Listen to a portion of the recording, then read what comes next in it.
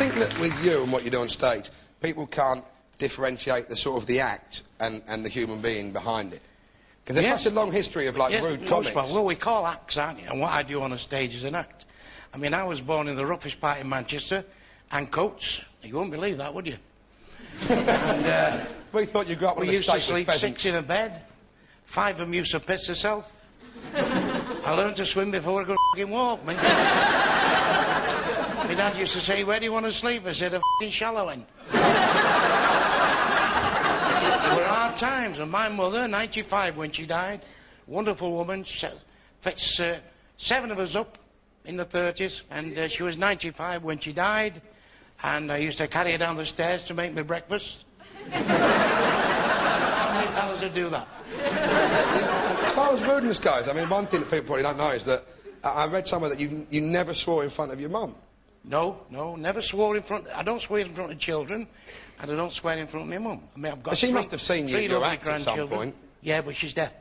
Oh, right. It's not just swearing, and I think people know that I have no problem with anyone swearing at any point. But you know, you've got this great reputation for sort of a lot of the put-downs you've done about virtually every comic you've ever seen. Yeah, well, most of them's not funny, are they? I mean, what can say Michael Barrymore? What can he do? He can't sing. He can't dance. What can he do? I phoned him up this morning. Cliff Richard answered. What's going on? I don't even know what's going on. But there must have been comics when you were starting out that were just like, who were your heroes? Comics? Well, in my days, it was George Formby. I can't see the link between his style and yours. Well, if they cross Turned out shite again. But was he like a hero of yours? Because I can see, like, W.C. Fields. But like W.C. Fields, who was like the most fantastic curmudgeon of that period. W.C. Fields was magic. First thing I do when I get up in the morning is smile. Get it over with. Absolute magic. See, I've never heard you say kind words about any other comic. I've only ever heard you sort of singing into Tarbuck or whatever. The talented ones I would do. Now, Jimmy Tarbuck's about as funny as a burning orphanage. I mean, you can't learn this business on the golf course, can you? A few years ago, I heard a story about you, and I think it is the funniest thing I've ever heard. It just sums you up completely. Mick Miller told me. Do you remember Mick Miller, the old monk-looking comic? Very funny man. He's a funny man. And Mick Miller told me that he'd been doing a summer season in Jersey, and you were coming over to do one gig. And he said, he rang you up saying, "Bernard, I've been here for a few months now. I know the island like the back of my hand. I'll pick you up. I'll drive you around the island, a lovely restaurant on the other side of the island. We'll have a drink. I've got this lovely hire car. I'll show you around the sights, and then I'll drive you to the gig." He said then what you did was you said, "I tell you what we'll do. You get up, drive yourself round the island, buy yourself dinner, drink on your own, and I'll sit here watching the racing. Now f*** off." Just slammed the phone down. I did.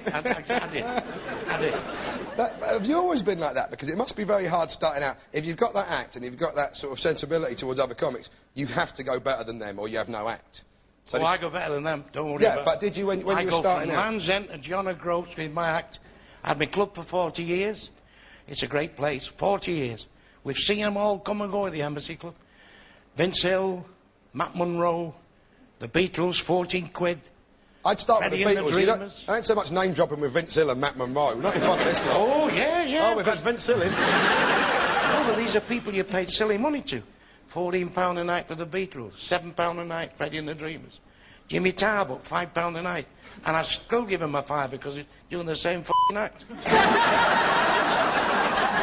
It's like a temple of insult, the Embassy, isn't it? Well, you fetch your own crowd out. I do theatres, I do television. I've done Las Vegas, London Palladium, Royal Command performances. Even on the Royal Command performance, I did a Stone. And there was some American comics on there, Larry Grayson as well. And you weren't sharing a dress room with Larry Grayson, were you? I just can't imagine that scene. That's one thing I couldn't be, queer. I couldn't Here we go. I couldn't stand fellas refusing me as well as women. He pulled it back! But he said... He had a joke in the end. That's what it's all about. Do people ever... Well, no, they do, but people must take offence at, often when you're sort of having a go at someone in the audience repeatedly. And I think it's natural for most comics of that style to not quite know when to stop, and sometimes people take offence. What's happened along those lines? Well, they take offence, and I don't give a f***. If everybody thought that way, Don't worry about a thing, don't worry. If you owe a few £1,000, f*** them, let them wait. Now they can do about it, the jails are full. Never refuse to pay. Never refuse to pay. Write them a letter. When I've got it, you'll get it. Bollocks. And you'll find you'll go through life not taking drugs, not taking tablets, not blowing your brains out. But with your knees broken on a regular basis. Did you learn etiquette when you were a kid? Did you learn all that sort of no elbows on the table, no hands in the pockets, all of that sort of... Father wouldn't allow that. No elbows on the table. What, do you know why that always is? in time for the dinner. I'm not, no joke, I've never understood why that's such a bad thing, having your elbows on the table. Well, you can't get in your f***ing mouth with a knife and fork. Yeah, look. You're supposed to be there to eat. Ah, you don't eat like that. Who eats like that? You get feet over it and you get stuck in like that. Now I understand. That's why you're so fat, Bernard. You're learning the northern. You seem to You're a me, lot of charity. They have sponsors walk round me. I'm hardly capable. I don't mind being fat. I'm 70 years of age. You never seen the inside of hospital. Shows you how bad my eyes are, doesn't it? There you are, you see. That's a clean joke, you see. That's a clean joke. You've got to go a bit stronger these days. Go on, then. 2 girls on the cash out at Tesco's once said, you can always tell the married fellas from the single fellas. She said, how do you do that? She said, what's this? A fella come up, he said, 1 mushroom, 1 tomato, 1 slice of bacon, and a tin of beans. She said, a single fella, you aren't you? He said, how do you know that? She said, you're a right ugly cunt.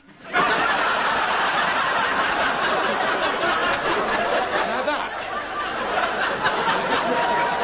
is a funny story. It is. And do we want to live in a world where that can't happen? So, Bernard Manning, thank you very much for All the best.